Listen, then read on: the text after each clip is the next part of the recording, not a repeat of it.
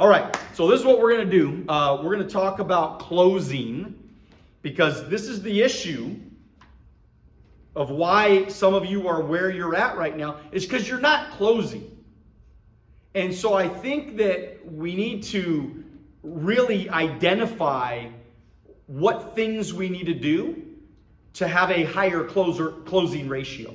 Okay, so let's talk about that. Okay, so 15 ways to increase your closing ratio. Number one, make sure both spouses and all decision makers are present. So sometimes what we do is we give an entire presentation to somebody that cannot make their own decision. And then so what happens? They then leave and talk to their spouse afterwards. And guess what happens? They can't explain it like you can explain it. So then they screw it up. The spouse says, forget it. I don't want to do it. So it kills the whole deal. Number two, stay in the right market. There are markets that we must adhere to. So if we want to recruit, then we should be only talking to people that are 18 to 35 years old. We should not be recruiting people out of that age limit. Now, are we going to recruit people out of that age limit? Yes, we are. Because the 18 to 35 year olds, they're going to go take us to go see those people. So we're going to recruit people in those markets. But guess what? When somebody gets to 35 and 40 years old and 45 years old, they lose motivation. They're not as hungry to go make money. So what we do is we spend time trying to motivate the wrong market, and then we just get frustrated. We literally kill our entire motivation because we're sapping our energy talking to the wrong people. So we got to get in the right market. We got to talk to people that have a background in sports, that have a competitive nature, that want to win and they're not embarrassed to say they want to win. When you're 21 years old, you want to get rich.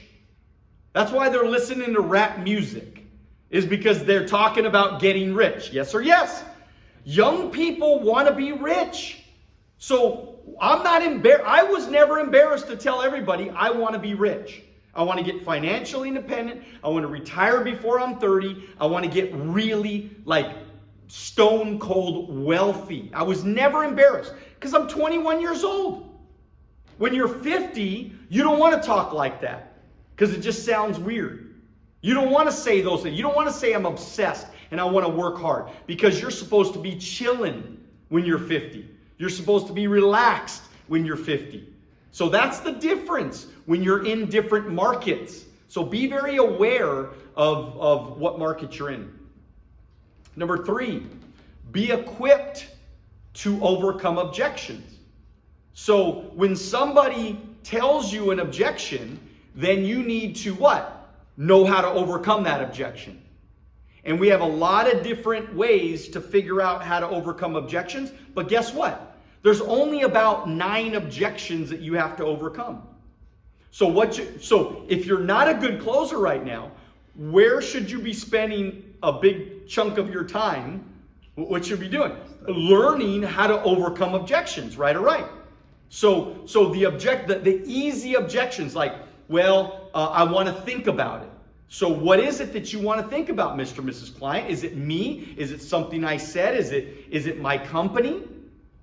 It's too expensive. How much too much do you feel it is? So if I were able to give you a number that was a little bit closer to where you feel is comfortable, would you do it? So these are just objections that you got to have you got to know the back of your hand. You got to know what to say when somebody throws something at you. And the only way that you get really, really good at it is, number 1, reading scripts. Number 2, watching videos. And number 3, going out and getting the experience. and getting your teeth knocked in. And allowing people to laugh at you when you screw it up right in front of them, right in their face, and you don't know how to say it right, or just the words don't come out right, or just you sound unconfident, or you said the wrong thing, or right, or you don't know what to say, and you look stupid. And I did too. I looked stupid many, many times. I was embarrassed many, many times trying to figure this thing out. But thank God I was brave enough to not stop, even though I was embarrassed, even though I, made a mistake. But believe it or not, the interesting thing is some people actually get relieved when you make a mistake, because they go, that person's human, and if they made a mistake and they're doing well, then I could probably do this too. You with me? So don't feel like you have to be perfect all the time. Like when we were making videos and trying to get your guys' social media going, you remember that, right? You're trying to be perfect, and it's got to be perfect, and I got to sound so perfect. Well, shit, sometimes you're going to say the wrong thing. Sometimes you're going to mess up. Sometimes you're going to stutter. You don't have to sound perfect. The only thing that you have to sound like, though, is confident. Right, Caesar? It's confidence. You got to sound confident. Even though you might not be perfect in the words, it's the energy. It's the confidence.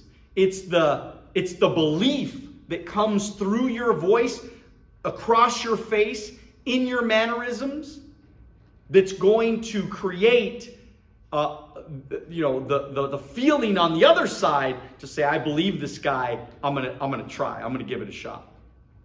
Number 4, stay in control of the conversation by asking the proper questions.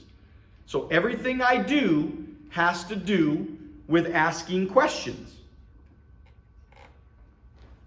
So when I first talk to you, I ask you, hey, do you ever keep your options open? Do you ever think about doing something else?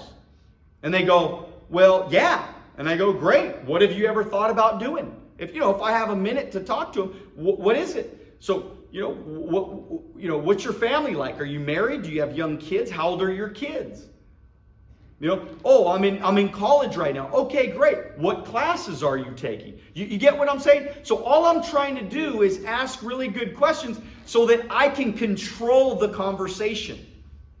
Because if I can control the conversation, I win.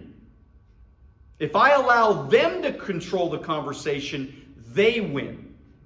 So every time they ask me a question, I answer the question with what?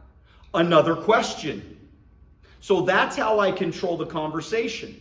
So is it a pyramid? Somebody might say. Well, do you like pyramids? Or what is a pyramid? Those are just quick little examples of asking a question with a question so that I can maintain control of that conversation. Number 5, know all the strengths of your company. You got to be confident with your company, and you got to know the strengths of your company. I recruited a guy yesterday. And by the way, I've never seen the guy before. Okay, I recruited him completely through Link Magnet, completely through sending him a video and saying, watch this video. The guy watches the video. He says, I'm in. I say, great. Here's all the information I need from you. Great. Submit it. Got him on board. Submit him send him the new recruit process. He gets all the videos. He knows everything that we're doing. You guys with me here? There's just all these processes right in order that you can take somebody to see if there's somebody that you want to spend a lot of time with.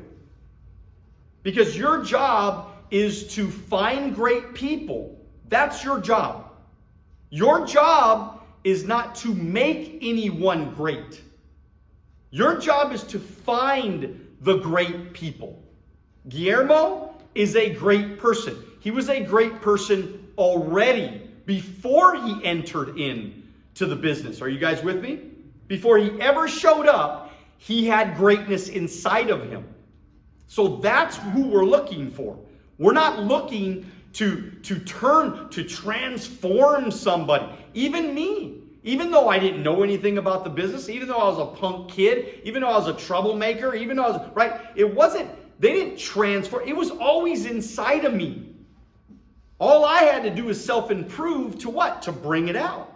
I went to tons of seminars. I improved myself, everything, right? But that's what brought out the confidence. And then what I did was I studied the company. I figured out what made the company great, what made us different. This guy asked me every question that you could imagine somebody asking me. And all I did was with confidence, said, look, there's nothing better. So this is what we're doing. This is how we do it. This is why we're different. This is what makes us great. And he's like, all right, man, it's a no-brainer. Let's give it a shot. Okay, great. And I got his information. Thank you for watching our short clips on Alonzo Academy. If you'd like to watch the next short clip, click here. If you'd like to watch the entire podcast, click here.